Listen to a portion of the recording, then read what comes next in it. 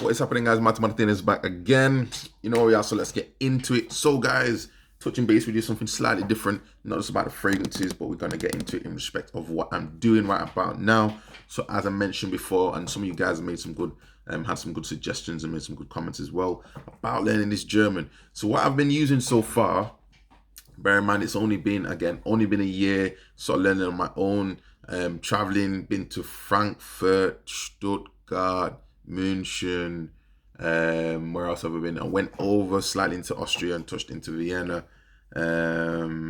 Not there yet, but we'll be going as well. So I'm making sure I'm going to keep the video blogs going when I'm out there. Next stop on the travels, we should be in Rotterdam, funny enough. So I'll try and get some videos out there and see what the ladies think about the fragrances out there in Rotterdam. But anyway, for now, guys, just touching base with you. So a lot of the things I'm looking at now on YouTube and Netflix and all these different things about learning these languages, something which is a passion and a hobby of mine. I've been doing this for some time now. Con español también, avec le français. Posso capire un po' d'italiano. And as I say right about now, I'm trying to get this Deutsch. But I say it's one of the harder languages for me. Germanic languages is not something I've touched on before. Slavic languages as well, I've not had very much contact with to try and learn. I learned a little bit of Mandarin as well, funny enough. So I'm able to pick things up, but I'm trying to focus down and drill down on getting this language now from German.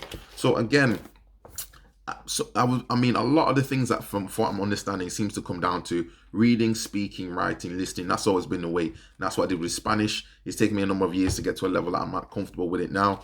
But again, this is only 1 year in. So just something I've been using now. And I think it's one of those things that you've got to really, you have to just push yourself to try and get to this basic level. I think if you can get at least a basic A1 to A2 level, wherever that may be for you, you have to try and push on. Now, this book I've been trying to look into, and I'm just going to give a comparison. I know it's obviously not fragrances, so if you're not interested in this, guys, don't worry about it. For those that are interested in self-development, maybe this may help you in some way, shape, or form.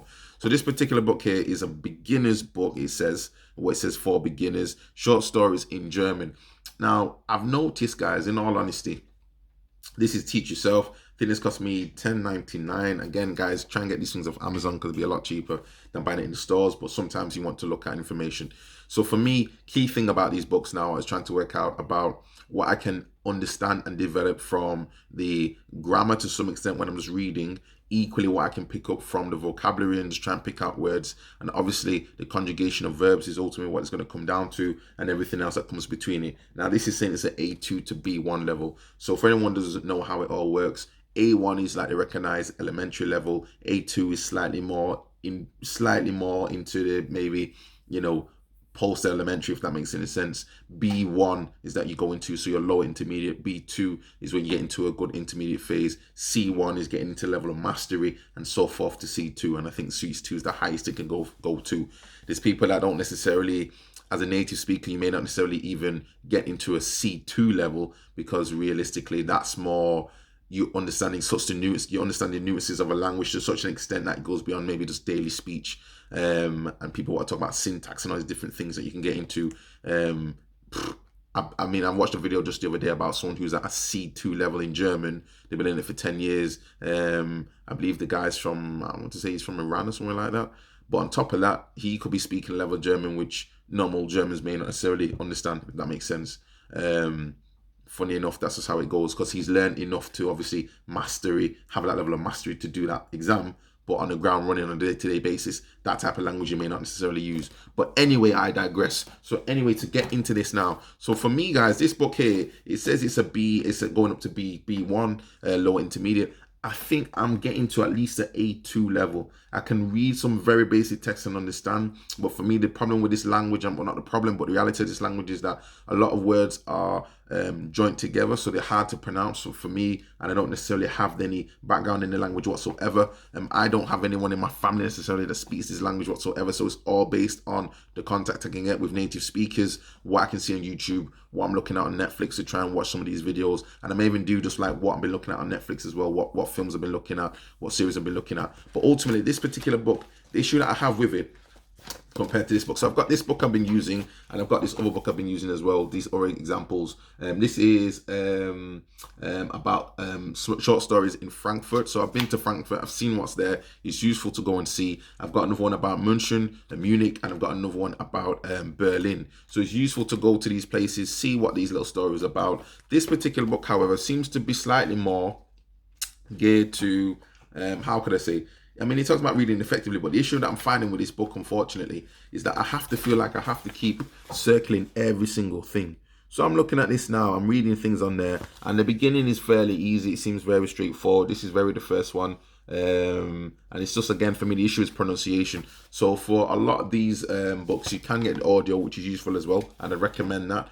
But you can see where this point's highlighted. So these seem to be some key points to bear in mind. And then if you look to maybe like the following few pages, you get a bit of a list as to what these highlighted words are. Often they seem to be like conjugations of a verb maybe, or it seems to be some form of specific form of vocabulary, which is not a bad thing. But at the same time, I'm noticing in this particular book that I keep needing to overly, let me get rid of this nonsense, that I keep needing to overly write notes in there and things like that. So a lot of these words I need to look up. So I don't know if this book is really for me. So if you're at a basic level where you're just learning to say hello, goodbye, ich heiße Martin, wie heißt du, and all these sort of things, woher kommst du, things like that. So when you're learning this very basic stuff, where you're from, I want to eat something, ich möchte etwas essen, when you learn these basic things, maybe that's a very basic level that this book might be too difficult for you. I don't know. The very beginning parts of the book are fine, but it's starting to get a little bit too deep into it now. I may have to put this one on the shelf and continue with something else.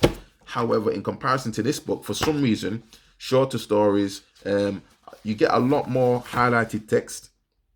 Okay, so you get a lot more of this highlighted stuff. And what I like about this as well, this book, this is, I want to say, is that say Freundin? Freundin? It can't be Freundin. Freundin.